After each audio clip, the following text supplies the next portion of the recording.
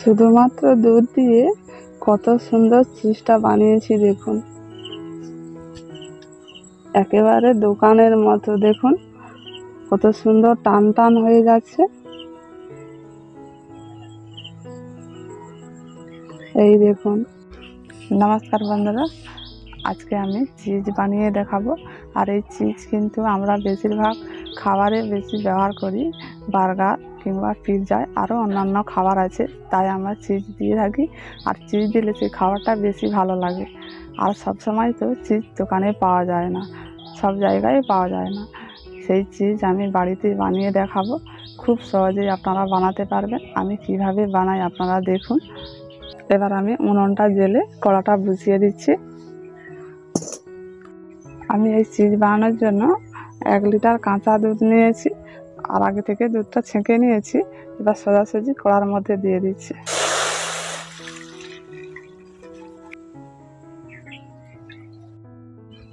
এই যে দুধটা আমি নিয়েছি, এটা গরুর দুধ নিয়েছি।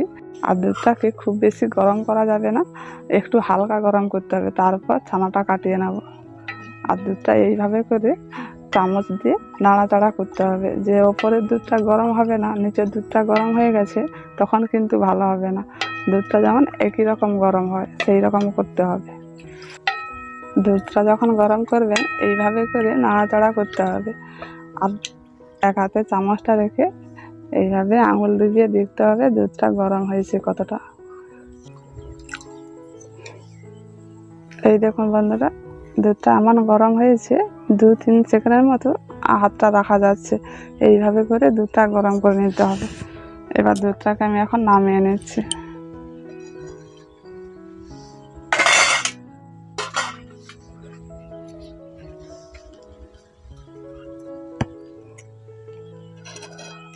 এবার এর মধ্যে আমি ভিনেগার দিয়ে দিচ্ছি, অল্প অল্প করে দিচ্ছি।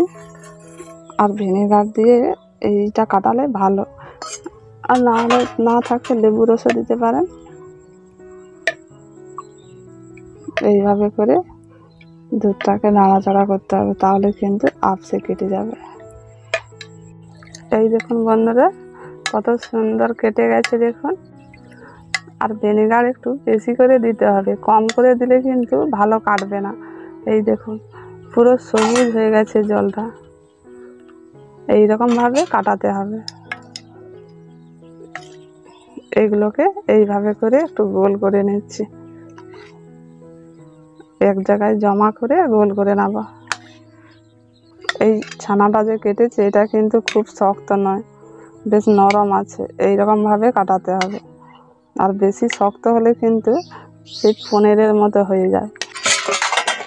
এবার এটা হাত দিয়ে আস্তে আস্তে করে আমি এখন গোল করে নেব।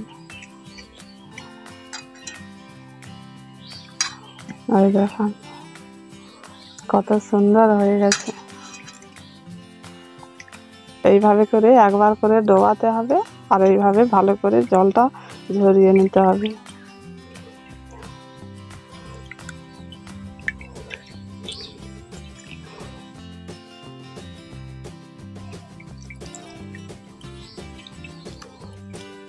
এই রকম চেপে চেপে জলটা ভালো করে একটু ঝরিয়ে নিয়েছি। এবার এটাকে বরফ জলের মধ্যে আমি এখন ডুবিয়ে রাখবো। এই দেখুন বরফগুলো ভেসে আছে, এই রকম ঠান্ডা জলে 2-3 মিনিটের মতো রাখতে হবে। এটাকে এখন বরফ জলের মধ্যে ডুবিয়ে রেখেছি। এবার এধারে আমি গরম জল নিয়েছি, গরম জলের মধ্যে 1 চামচ লবণ দিয়ে দিচ্ছি। লবণটাকে জলের সঙ্গে একটু ভালো করে মিশিয়ে নিচ্ছি।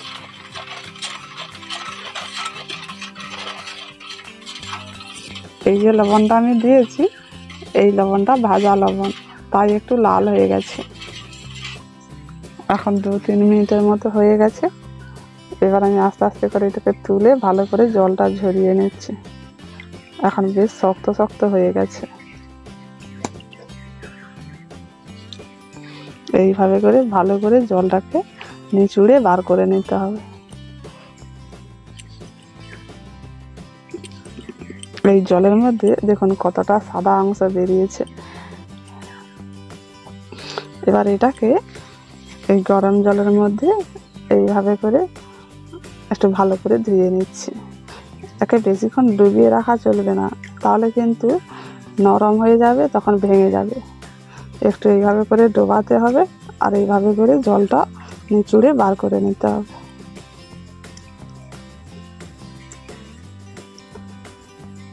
এইভাবে চেপে চেপে জলটাকে ভালো করে ঝরিয়ে নিচ্ছি, যাতে না এর মধ্যে জল থাকে। এখন জলটা ভালো করে ঝরিয়ে নিয়েছি। এবার এটাকে আমি এখন চিক নিয়েছি, এই চিকের মধ্যে রেখে ভালো করে বেঁধে রাখবো।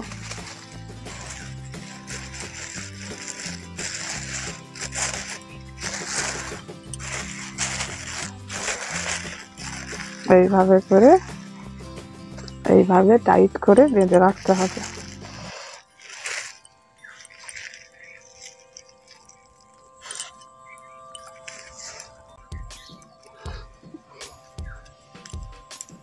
এই বাটির মধ্যে এইভাবে করে রেখে দিয়েছি। এই বাটি সমেত ফ্রিজের মধ্যে 2 ঘন্টার মতো রাখতে হবে। আর ডিপ ফ্রিজে রাখলে হবে না, এমনি ফ্রিজে রাখতে হবে। 2 ঘন্টা পর চিজটাকে বের করে নিয়ে এসেছি। এখন চিজ থেকে চিজটাকে আস্তে আস্তে করে বের করে নেব।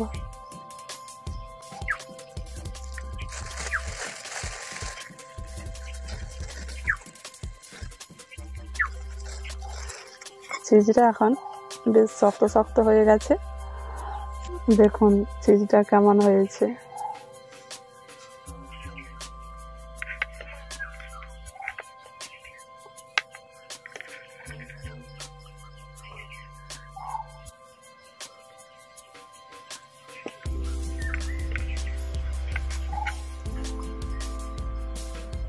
দেখুন চিজটা কেমন হয়েছে, বেশ টান টান হচ্ছে। দেখুন এই দেখুন কত সুন্দর হয়েছে। এটা যে কোনো খাবারের মধ্যে দিলে আরো কিন্তু টান হয়ে যাবে।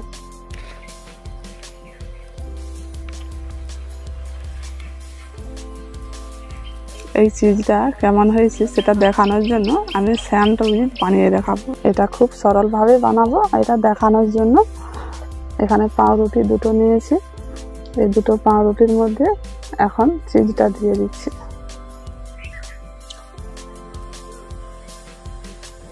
আপনারা এইভাবে করেও দিতে পারেন, আর গ্রেট করেও দিতে পারেন।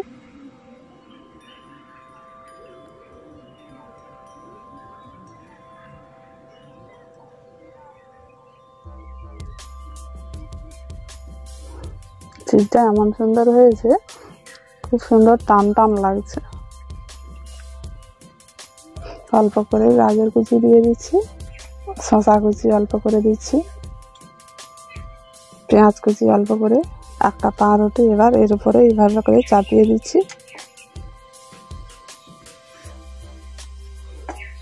এবার এই পাউরুটিগুলোকে এখন সেঁকে নেব। এখন গরম তাওয়ার মধ্যে স্যান্ডউইচগুলো দিয়ে দিচ্ছি। তেল না দিয়ে এগুলোকে একটু ভালো করে সেঁকে নেব।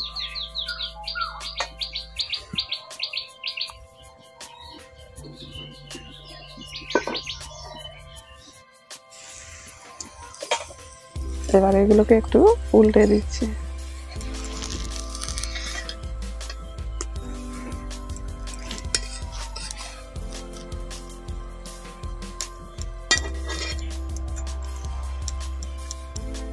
এর মধ্যে এখন অল্প করে একটু সাদা তেল দিয়ে দিচ্ছি।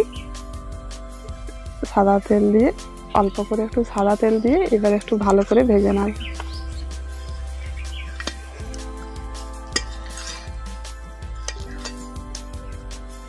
এই দেখুন চিজটা কত সুন্দর গলে গেছে, ধার থেকে বোঝা যাচ্ছে। এই যে তার মানে চিজটা পুরো পারফেক্ট হয়েছে। এখন আমার স্যান্ডউইচগুলো তৈরি হয়ে গেছে, এবার নামিয়ে নিচ্ছি।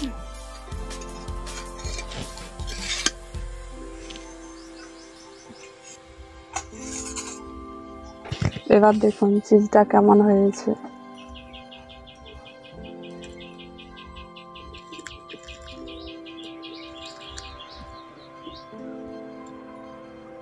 কতটা টান টান লাগছে, দেখুন কত সুন্দর হয়েছে চিজটা, পুরো আসলের মতো।